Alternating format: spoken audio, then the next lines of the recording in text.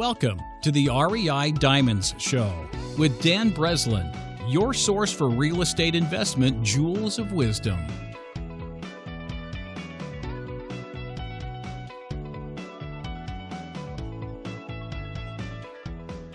Welcome to the REI Diamond Show, the show dedicated to discovering jewels of wisdom for increasing ROI for REIs. That is, return on investment for real estate investors. I'm your host, Dan Breslin, and this is our 102nd episode. Today I'm talking with Don Costa on rehabbing and selling over 100 houses per year. When I heard that number, the three questions that came to mind were, one, how does he find those 100 fix and flip deals each year? Two, how does he fund those 100 fix and flip deals? And three, how does he complete the construction on those 100 fix and flips deals? Of course, he is about to share the answers right now, so here we go.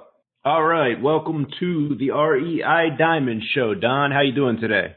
I'm doing fantastic. You? No complaints. We finally got a weather in the 80s here, which we politely waited and patiently waited for here in Chicago. You're hailing from Fresno, California. What's your weather like out there, Don? Right now it's pretty comfortable. We're sitting in the mid to high 70s. We're starting to get a little cooler right at the moment, so I can't complain. We get up to like 110 degrees of dry heat in the summer, and I'm not looking forward to it. So we're good right now. Oh, wow. Yeah, we don't see much of that in Chicago here. It's a little bit of the moist heat, but not that bad. Don, for listeners who don't know, I've checked you out, know your podcast and everything like that, but could you give us a background of how you got started in real estate and what your business looks like today, the Reader's Digest version? Absolutely. So I got started in real estate in 2003. Like a lot of people, I think I had circled it for a few years before that. I bought courses by Carlton Sheets and the different kind of infomercial courses that aren't really around anymore, but were big deals back then. And I had gotten married, had recently gotten married, and I was wanting to get into real estate investing. I hadn't had kids yet, and I figured that was my chance. I was unemployed. And so I went in and interviewed with a mortgage company, and the gentleman interviewing me asked me, why do you want to be in the mortgage business? And my answer to him, which was probably, it was the dumbest thing to say in an interview, but it was the smartest thing I said at the time because it opened a lot of doors. But I told him, no, I'm not really interested in being a mortgage guy. I want to learn the finance side of the business because I want to be a real estate investor. And he kind of paused for a minute, and I realized what I said, and I thought the interview was over, and he leaned across his desk, and he leaned across his desk and said, go out and find some properties. I'll put the money up. And I went out and started knocking on doors, pre-foreclosures, notice of defaults, started knocking on doors, talking to homeowners, had a knack for getting, identifying a deal and getting it in a contract. And the rest is kind of history. I ended up making a really, really good living, a lot of money doing real estate investing, and, built a really nice business, got my head bigger than it probably should have been, thought everything I touched turned to gold, started other businesses. And we all know what happened in 2008. The market crashed. And because I wasn't running a real business at the time, I basically went down with the ship and kind of wallowed in self-pity for a handful of years until I realized that, I had no other option but to get back in the game. And I jumped back in 2012, and I built a real business that time around with, a real team and the fundamentals, right, of real estate investing in business and core values. We stay focused on our core competency, which is, basically rehabbing. And I have a business that does over 100 properties a year, rehabs. And our goal for 2018 is to do 200. So. All right. Yeah, I can relate to the bumpy ride. I know a lot of my listeners heard the story where, it was the same kind of thing. I got in 06, so I was a little bit late to the party, and I could feel the exuberant excitement as I did walk into those networking events and, the places where in Philadelphia, the other real estate investors were hanging out. And I'd look at the comps, Don, and I remember, I was like 26 years old at the time, didn't have no experience in real estate before that. But I remember thinking like, man, these prices they feel outrageous. Like these things went up, doubled in the last 5 years or whatever it was back then. There's no way this is sustainable. And it wasn't. And, I had a very similar story to yours where I feel like this time around, building the real business with the systems, with the marketing machines in place, with the ability to underwrite deals this time, like I hope and pray that I wouldn't find myself again in the 2009, 10, 11, slump that literally wiped out so many real estate professionals, investors, mortgage brokers, along with the rest of the economy as it crippled. But I guess, we'll find out. Hopefully our experience and our work and systems and the real business we built will sustain us if, in fact, the downturn is to come at some point. Don, you talk about the team that you used to flip 100 or so houses last year and hopefully double that this year. Can you talk about the structure of that team and what maybe in the last 12 to 18 months that team and each person has done to build out 100 units in a year? Yeah, so our team looks a little different this year than it did last year. But, last year, for the most part, I had 2 acquisitions guys, 2 project managers. I have an office person who's like a bookkeeper, transaction coordinator. And then we have like a sister real estate company that handles a lot of our real estate transactions. And that was the core team for primarily the last couple of years. And this year, the front end of our team is a little bit different. We actually hired 3 lead managers to answer incoming calls, basically 24/7, the way we got them scheduled. We hired some new acquisitions people. We moved one of our acquisitions guys to disposition, so we were doing more wholesaling this year. And, I split my office person that was doing books and transaction coordinating to now I have a transaction coordinator and then Cass, who's like the heart and soul of my organization, does all my investor relations and bookkeeping and stuff like that. So now we're a 10-person team. I want to say before the switch, we were about a 6-person team, and we ran really, really lean for the volume we were doing, which is, the testament to the people that I have on my team. They're really, really, really just phenomenal people. I'm really lucky to have them and, totally blessed to have them. So, but yeah, I mean, that's what it looks like. Nice. Yeah, I appreciate that. It's cool to see the growth. You sort of answered the second question was how did it change this year and what additions and changes you made, but you just answered that. So on to the next one, Don. What markets are you investing in and what price points are your average deal? If you could just take an avatar deal and then break that down for us. Yeah, so our home-based business is Fresno, California, and we do kind of a 45-minute radius around Fresno, which is the majority of the business we do. We go about 2.5 hours north to Modesto, California, and we go about an hour south to Visalia, Tulare, California. And then we do some other markets. I dabble now this year. I do some stuff in the Bay Area of California. We do some stuff up in Eugene, Oregon, Springfield, Oregon area. And so, but the core of our business is in Fresno. And this year in 2018, we're starting to branch out more. We're hitting North San Diego, Oceanside, California, and we're starting to branch out a little bit more just because we've gotten some really good systems in place to be able to handle new markets. And again, we're rehabbers. So our primary business is rehab. That's the core. So I'm really particular about being able to control the markets we're in, to make sure we have the right team in place, the boots on the ground to do that kind of stuff. So I'll branch into new markets, but I won't necessarily do it as quickly as somebody who's primarily a wholesaler, if that makes sense. It does. There's more risk, et cetera. What price point would your average deal be, Don? So we're first-time, second-time buyer, home buyer price points, no matter what market we're in. In our market, that puts us on average between $100,000 and $200,000 all in with purchase and rehab. So in our typical, ARV resale is going to be somewhere between 150 and 200, kind of in that range. So that's our first-time, second-time buyer price point. Now we do some stuff in markets like the Bay Area, and your first-time, second-time home buyer price point is going to be $500,000. So it's going to be a little different, in some areas of California, but our primary market is going to be in the $150,000 range roughly for our all-in purchase and rehab. Am I correct in assuming that the further your circle gets, the reasoning behind that is to go from 100 to 200 deals? Not necessarily. So the reason why we're doing more wholesaling this year and more wholetailing, and for those in the audience who don't know what wholetailing is, it's buying it and throwing it on the market without touching it, right? You own it, but so it's very similar to wholesaling. We're doing more wholesale to be able to do the 200 transactions this year. We're branching out into other markets just because we've through having a podcast and different things that I've been doing, I've developed really good relationships with people that I feel very comfortable working with. And since we have set up we essentially have a boiler room call center. I hate to say the word boiler room, but we have this room where we have, people answering phones, our acquisitions people working out of, and so we can handle the incoming calls really, really well when we're doing our direct mail marketing.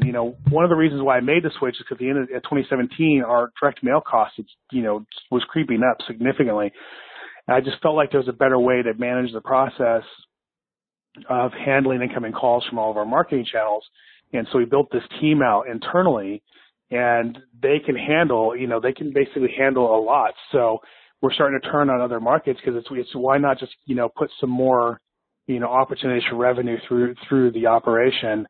And it's kind of like the perfect storm of opportunity, being prepared and opportunity meeting at the same time. So.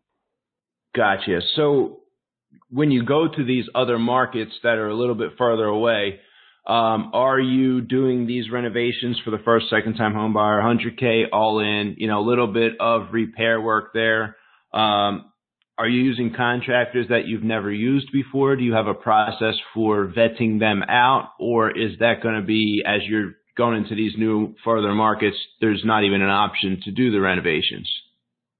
So as we go into the further markets, we will definitely be cherry picking the renovations. We are rehabbers by trade, and we don't, so when we ever have an opportunity to rehab and have it be a very good payoff, we're going to do it. We will probably do more wholesale in those markets just because they are outlying markets and they're a little further from our home base. But we've done some crazy stuff. Like we work with general contractors. We don't work with anything but general contractors in our projects. So I'm very particular about that. We have shipped a team up into another city and had them stay, on site basically through the renovation because it was cheaper to do that and pay them per diem, for their, room and board than it was to hire somebody local, in one of the markets that we've been dabbling in. But we do general contractors. Typically we'll hire somebody local if the market makes sense.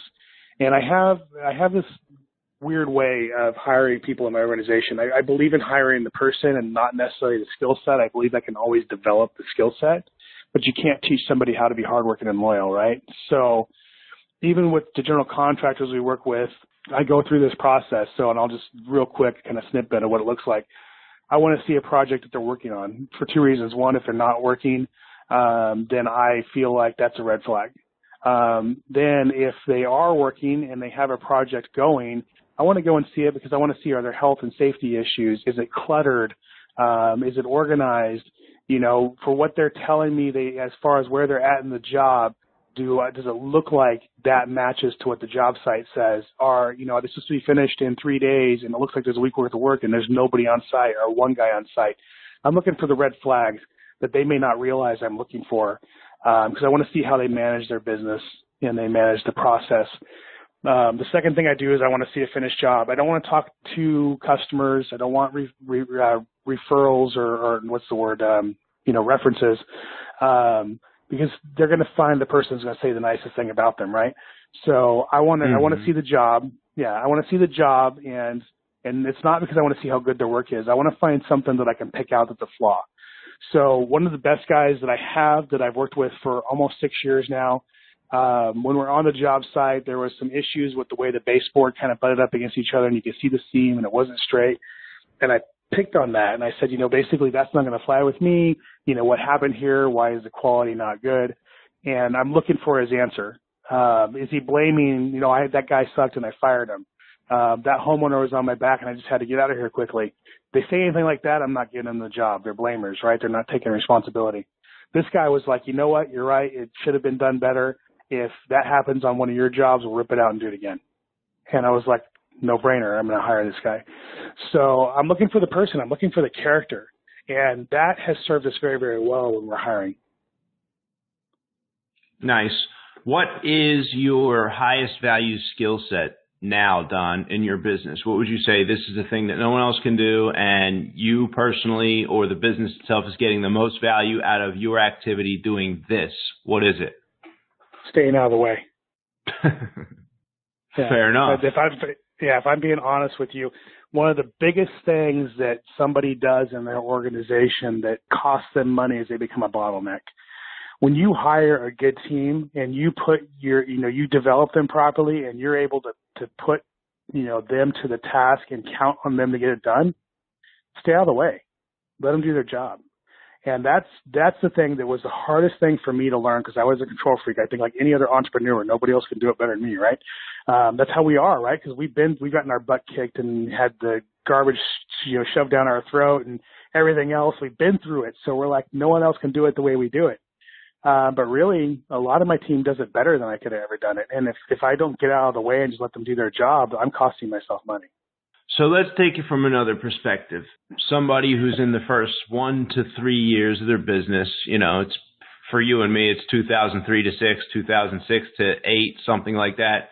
Along the way, we discovered or developed high value skill sets, Don. What would you say would have been some of the top 3 highest value skill sets that you developed as a real estate investor, fix and flip, that then, you were able to teach to somebody else, implement a system, hire a team, build that around? What would be those 3 high value skills, if you could identify them? Off the top of my head, I would say one, I became very good at identifying who was the caliber of person that I needed in an organization or to work with, that fit the culture of the organization, whether they're external, contractors or vendors, or they were internal employees. And that was one of the things I taught, to our project manager here. For instance, I had to teach him how to see that, how to identify, who we were going to work with and who we weren't going to work with. Identifying a deal, what was a deal and what wasn't. I became very good at that. It's something that I've had to develop my team into, not square pegging, round holing, trying to make things work that weren't going to work. And then, raising private money was a really good one for me. And it came down, I think, in all aspects of all of that, the skill set, the primary skill set that I developed that, and it's hard to teach, but I try to really instill it in my team, is know your value. When you walk into a situation, whether it's with a contractor or a private money lender or a seller, you walk in there confident, knowing your value, and you're on the same level as they are. You're not better than them. You're not less than them. You're on the same level. And, being able to be confident and know the value that we're bringing to the table as an organization whenever we're doing anything, I think sets us apart. And it's phenomenal at, helping me raise private money. It's phenomenal at helping me pick a good team to work with, outside vendors to work with. It's something that as I've instilled that into my acquisitions managers, they become very good at closing deals.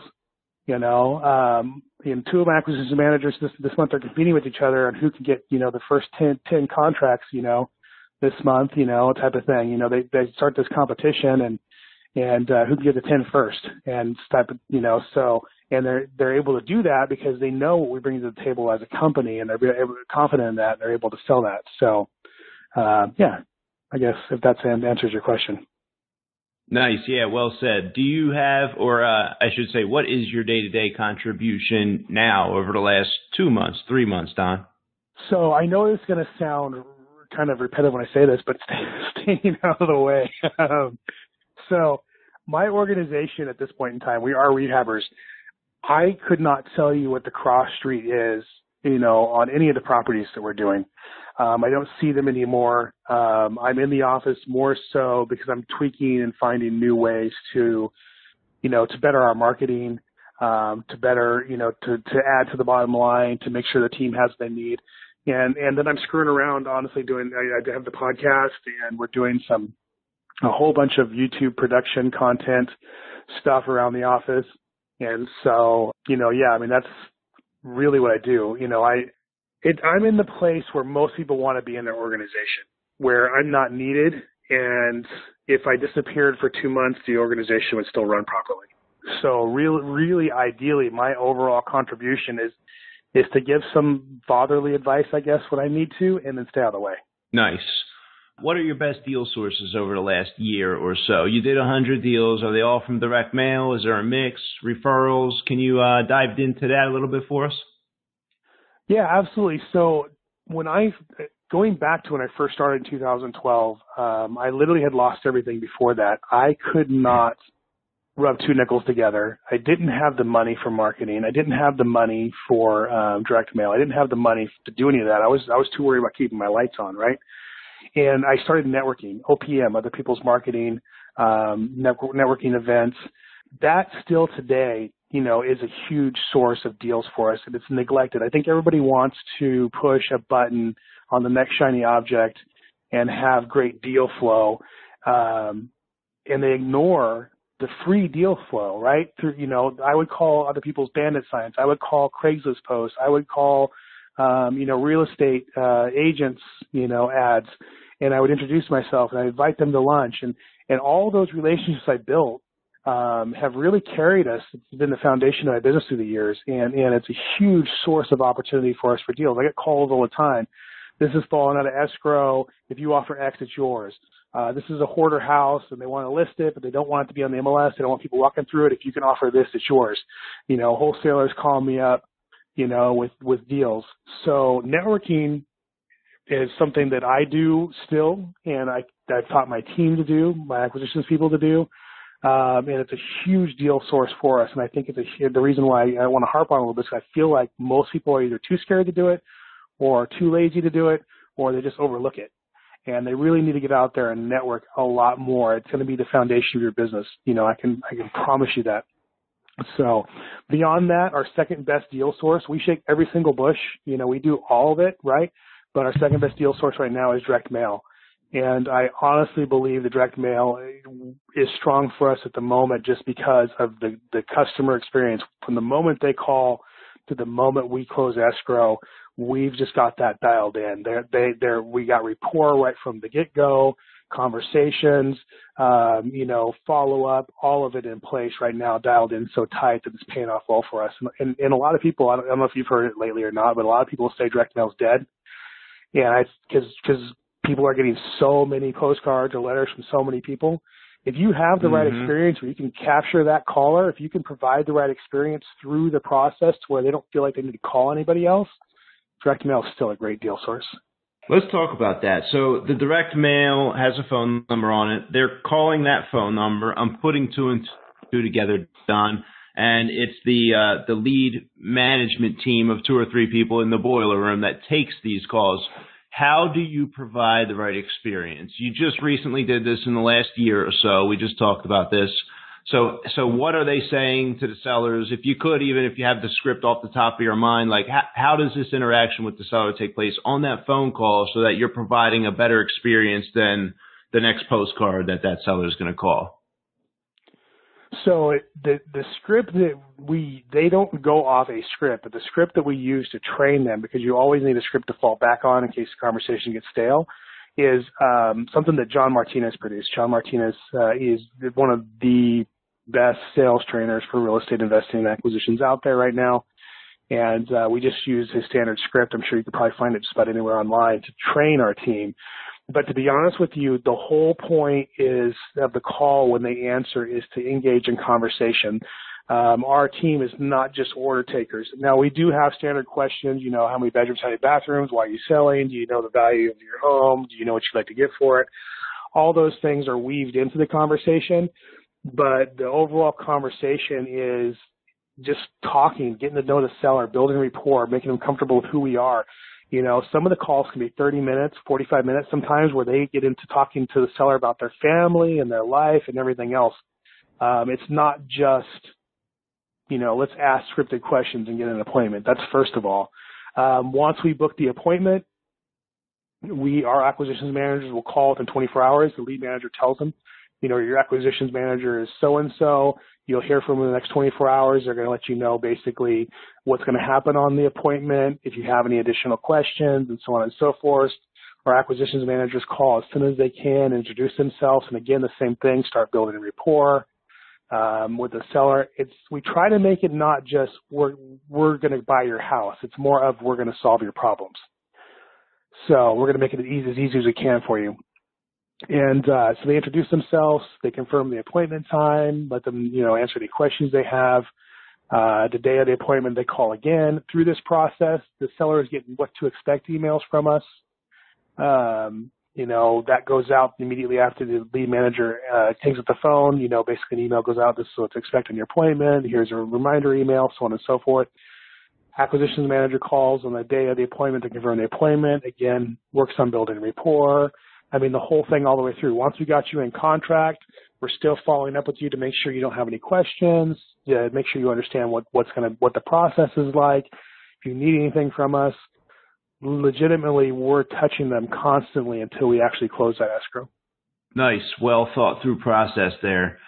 Percentage-wise, what percentage of your business, I know you may not have, maybe you do have an exact percentage, but of deals that came through networking and those other sources just based on your reputation in the market versus those for direct mail last year, and maybe what you expect it to be this year? Over 50% of our deals last year came from networking, and I would say that was probably the case through through the last few years. This year, because of the way we're handling the calls as they come in and our processes on the front end, our outbound marketing, direct mail being one of our strongest sources at the moment, our outbound marketing is probably going to be in the 60 to 70% range. That doesn't mean we're getting less deals from networking. It just means that we found a way to squeeze more deals out of our marketing channels by means of the way that we're handling the calls from the moment they come in. Yeah, if you take direct mail, you can scale up, right, Don? It's like I can push a button, I can spend the money. If I have the money, I could do 5,000, mailing in one. I could do 25,000 the next. I could do 100,000 if I have the money the next. Even 200,000 or crazier numbers, I guess, bigger than that. But is there a way that you were able to predict, or were you comfortable with the uncertainty of whether or not deals were going to come through those networking channels, or did you just comfortably grow that and continue to gain momentum and gain momentum and gain momentum over the last 6 years in the networking thing? How did you deal with that, Don? I guess the prediction part of it is obviously it's a little more difficult. When you do your KPIs, your key performance indicators for marketing channels, like I can tell you on one list I mail to, I get a 0.5% response rate, nothing sexy, but every 30 phone calls equals a contract. I can tell you on another channel I get a 0.875% response rate, close to 1%, but it takes 45 phone calls to get a contract. And when you have that data, like you said, you can just throw more fuel on the fire. You can throttle it up. You can throttle it down. I spend a little more money and add another acquisitions manager, and I'm doing that many more deals. With networking, you don't necessarily have that clarity. I can say that, there's a number of agents that I have great relationships with that are good for 3 or 4 deals a year, and they've been pretty darn consistent at that. So you can kind of, I guess, extrapolate what your volume is going to be for the year with that.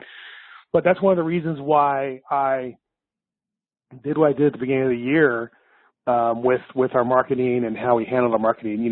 2 reasons. One, the marketing costs were climbing. I felt like we were leaving money on the table. I felt like we weren't properly squeezing the fruit. And 2, as I pull myself out of my organization, it's really, really hard to hand my network over to my team because those are my friends and my relationships. So while my team is building their own relationships and stuff like that, and they're able to produce fruit from networking, I felt like as I move out of my day-to-day operations, some of that's probably going to die off. I hope not. So I kind of pulled away from it. But if you have the right relationships for those people who aren't, pulling out and you're going to be in your business for a while, if you have the right relationships, you're the go-to person. 3 or 4 deals a year at least from an agent. So if you have 10 agents you're working with, that could be 30 to 40 deals a year. Wholesalers, the wholesalers kind of have an ebb and flow, right? Depending on, where they're at in their business. But, they could be good for 1 or 2 deals a year or 1 or 2 deals a month, depending on your relationship with them. So you can do the math the same way, your KPI is kind of the same way and get an idea what your business is going to look like for the year. That's pretty cool to hear that you've been so successful with the networking for deals piece. I always seem like I end in frustration where it just never seemed to be enough to keep our pipeline filled. So I really turned to the direct marketing and those channels. I've spent, 25 to 50% or more of my revenue on building those streams over the years, to the point of like nearly going broke doing that to learn how to squeeze more juice out of the fruit, like you said, and get the processes down and actually close the deals you're supposed to close out of those investments. So that's really cool, Don. I know that there's a question burning on listeners' mind right now, and that's how do you fund 100 deals a year? Can you touch on your private money relationships system, how you started doing that and how you got better, and maybe some of the things you do these days to keep that rolling in, if anything? Yeah, let me say something first about networking before I answer that question. And I want to point this out because I think the cardinal sin in networking is, hi, my name's so-and-so, can you send me deals? Networking is about relationships. It's about building real friendships, about taking them to lunch, taking them to coffee, adding value to their business. If you call somebody up and you say, I'm so-and-so, this is what I'm doing, I'd love to do business with you, how can I add value to your business? You start a conversation that turns into a real relationship. If you can do it that way, you're going to be successful. If it's, hi, my name's Bob, and, I'm a new wholesaler, and please send me deals, and you hang up the phone and never call them again, it's not going to translate the same way. So I just want to share that, for the audience. Yeah. You got a point. When I was broke and I was only a wholesaler for the reasoning of having no money to close on the deals, the only value that I could provide when I got in the business in 2006, I had to have my dad give me a ride to the networking events. So there was no hope of me doing deals otherwise, but there were a couple different kind of people. There were the people just like you described yourself being, Don, who did take me out to lunch and really opened the door for me and helped add value. And some of those people are still my business partners to this day. And they've done, one guy in particular has probably done 100 deals that no one else in the world ever knew about. And like the offensive question that I would get, which I'm going to share here before we get on to the other one, because I'm sure that people are on both sides, either as wholesalers hearing this offensive question or accidentally being a buyer, fix and flipper, rental investor and asking this question. And that's like approaching the wholesaler and saying something to the effect of, I want you to call me on your deal before you send it out to the list. Like, send me the deal before you send it to anybody else. And I'm like, you would try to do that as a wholesaler. I would try to appease that early on because I'm like this guy trying to make a name. And it just turned into a bunch of time wasting. So I suggest never asking that question directly, even if that's something that you want. And the best way to get that type of VIP treatment, the phone call before the email blast from a wholesaler, is just to buy property. If it makes sense at what the wholesaler is offering it to you at, pay the wholesaler's price. Don't negotiate them down. If it doesn't make sense, make the offer and, negotiate down if at all possible. But the guy who got the 100 deals or so for me, Don, he would either just pass on the deal or he would take it at whatever I was asking if he could make it work at that price. So where am I going to go? I'm going to go to the path of least resistance as a wholesaler. The guy paid my price. He's definitely getting a phone call. I'd way rather deal with the same person I know is going to close the known entity than to send it out to the email list and have to run the whole rigmarole with showings and everything else. So I just wanted to kind of leave that nugget too, since you were touching on that. Absolutely. I agree 100%. So, okay. Private money question, how we fund our deals and everything else. I don't use hard money at all. I use only private money. And this is the epiphany I had a while back. I only use private money who does 100% financing. And so I raise private money the same way everybody else does. I run my mouth. I tell people what I'm doing. I spoke at a RIA on Wednesday night. I'll probably end up getting, somebody out of that RIA that's interested in lending. I talk to agents I work with. I talk to other private money lenders I work with and ask for recommendations. There's no, as far as finding private money lenders, there's no secret sauce. You just got to run your mouth and ask and ask and ask and ask. So my secret for closing private money is very, very simple. I never ask for the money in the meeting. I don't go in with a project I'm trying to pitch. I don't go in with a credibility packet. I go in and I sit down and I have a conversation with the individual. And the whole goal of the conversation, I let them know right up front, is to see if our goals are aligned and to see if we're somebody that we want to do business with each other. And I have a conversation about, what terms they lend on, what rate they need to lend, what we typically pay, how we typically borrow, what our typical time frames are. And if everything seems good, then I always close it with, it looks like we can do something together. Let's do one and see how it goes. And, if I have something come up in my pipeline that fits your criteria, I'll send it over. And that was my conversation, whether I needed the money right then and there or I didn't need the money at all. Because if you go in trying to pitch a project you have to close on, they're going to feel the desperation all over, and they're not going to lend to you. If you go in and you basically go on an equal footing and you're just having a conversation, you can email them an hour later and say, I've managed to find this in my pipeline. It looks like you meet your criteria. You're interested in doing the loan. And that's a much better way of pitching somebody than it is going there and trying to sell a project. So that's how I talk to them. It's worked very, very well. Created some great relationships out of it. Always halfway through the first transaction, halfway through the first loan, project, they're asking me if I have more. That's always the way it works. So I treat all my lenders with respect. I make sure that they are taken care of. We haven't had a project go south, but I let it be known that if anything doesn't work out, I'm going to make them whole. I'm the horse they bet on. I know I'm rambling a little bit about it, but I want to get it out. So a lot of people will go into and talk to a lender when the lender says, how's the property secured? And they'll go, oh, it's a deed of trust. You can foreclose if I don't finish. What I hear when somebody says that to me is, if it gets hard, I'm going to quit. So, right? So it's like I tell them the property is secured by deed of trust. That's the collateral. I'm the security. I'm going to see the project through to the end no matter what. So relaying that helps a lot. It's made me very, very good at raising private money. So what's, at the end result, that's allowed us to raise enough to do what we do. But the other thing that helps us as a business, and I think it's part of what I do to mitigate risk in the market, is our time. Everything we do is on a time. Like our average turn time for flips is 100 days from the time we basically buy the property to the time we get our check. Most of them are in the 80 to 90 day range. The reason why we're 100-day average is because, FHA, sometimes you can't put a property in contract till day 90, and so you're not going to close till day 120. But I'm in and out of those projects. That's the other thing that has allowed us to have the money available to what we do. For what we do is if we're turning the project so quickly, that money is just turning into the next project to the next project to the next project. So long-winded answer. Hopefully I got it all out. Yeah, pretty much. Definitely gave some nuggets of wisdom there in the conversations. And there's a lot of script stuff. And if somebody's thinking about raising private money, you're probably going to want to save the episode and cycle back a few minutes and just listen to the things Don said, because it will help you have that conversation, if you have not done so already, with the private lenders by saying the right things and really understanding what's important to them. But it really sounds like what it boils down to, Don, is just like your deal source.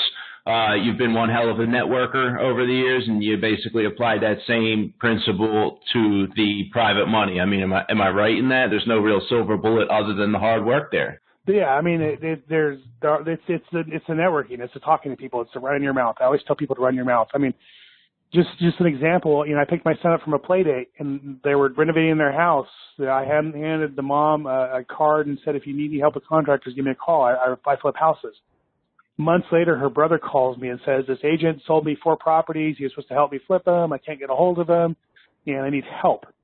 I went out to review the properties with them, realized that they were in over their head, basically said, I'll help you get out of this mess. You obviously aren't flippers. Why don't you just lend me money? They turned out to be great lenders, right? And it all came from me basically telling somebody that I flip houses. So the secret is run your mouth. If you want a silver bullet out of the conversation as far as finding private money lenders, run your mouth constantly. Nice. Cool, Don. I would like you to answer this next question 2 ways. First, what would be 1 or 2 book recommendations you make to somebody just getting started in the business? And second, what would be 1 or 2 book recommendations you'd make to somebody already successful in real estate? How to Win Friends and Influence People is probably a really important book to read. It's kind of an older book, but it really, if you're going to be networking and building a team of people and building a proper business, you're going to want to make sure that you develop and hone your skill set for for being, obviously somebody that's really likable and easy to work with. So How to Win Friends and Influence People was a book that I actually was a bad kid. I was a fighter in school. And I had a principal hand that to me, and that changed my life. So that's a big one. How about that? That's an interesting way to have that book brought to your attention. That's cool.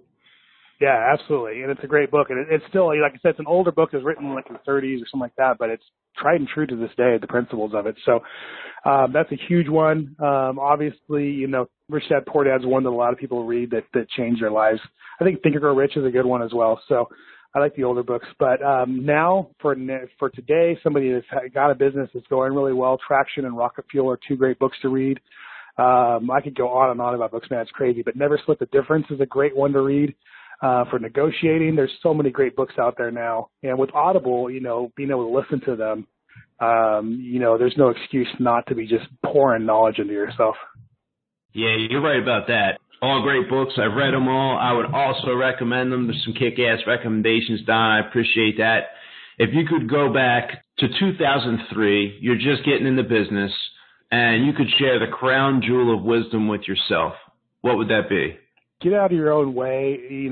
Don't let fear hold you back. Get out there and just do it. Don't be afraid to fail and make mistakes. My core belief in my organization, the way I run the culture of my organization is it's okay to make a mistake. If my team makes a mistake, we just figure out what the mistake was and we correct it. And so I would say, get out there and fail, make mistakes, learn from them, grow from them. You're going to become stronger. I failed miserably. I lost everything. I went so broke that I could hardly even keep the lights on for my family. I still lived through it. I'm a better husband, father, and business person because of it. So if I had let fear own me, I wouldn't be where I'm at right now. So just get out there and do it. You're going to learn it. Don't be scared to learn it. Nice. Don, if anyone listening wants to get some more information about you, do you have a website or contact information you'd like to share? Yeah, I host the Flip Talk podcast. We have a website, fliptalk.com, and you can email me at don@fliptalk.com. I do respond to those emails. I'm on Facebook, constantly. We have a Flip Talk podcast group where we answer a lot of questions, stuff like that too on Facebook. So, I enjoy interacting with people. I enjoy providing content. I enjoy changing businesses and changing lives. I get a kick out of it. So, reach out to me, say hello, ask any questions. And, sometimes I'm slow to respond, but I always respond. Cool. Don, I really appreciate you giving your time and sharing so honestly your insights and your business strategies and things you found out. So thank you for coming on the REI Diamond Show. I appreciate you. Thank you very much. Thanks for having me. And thank you, my loyal listener, for checking out this episode of the REI Diamond Show. If you are interested in checking out the next episode pre-release before the email goes out, please subscribe on YouTube or one of the podcasting apps, including iTunes, Google Play, and Stitcher. If you'd like a PDF download of my book on wholesaling, all 164 pages of Become a Wholesale Real Estate Master, go to reidiamonds.com and enter your email address. After you confirm that email address, you will receive a second email containing a download link for near instant access to that book, which is pretty much the business plan I used to build Diamond Equity Investments. If you have investment capital on the sidelines, not already earning above average returns, you should go check out superchargedreturns.com. When you enter your email address there, I'll send you an email with the next upcoming private mortgage investment opportunity that I have available in either Chicago, Atlanta, Florida, or Philadelphia. Those private mortgages are then used to fund my fix and flip projects, as well as some short-term 90 days or less wholesale deals.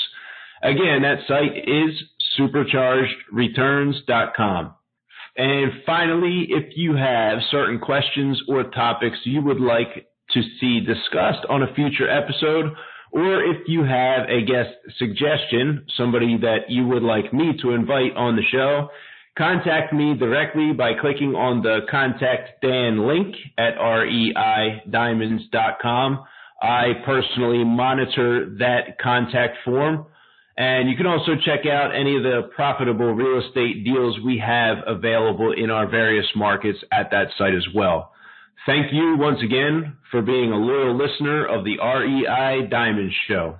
Dan Breslin here. I'll catch you on the next one. Thank you for listening to this episode of the REI Diamonds Show with Dan Breslin. To receive email notifications of new weekly episodes, sign up at www.reidiamonds.com.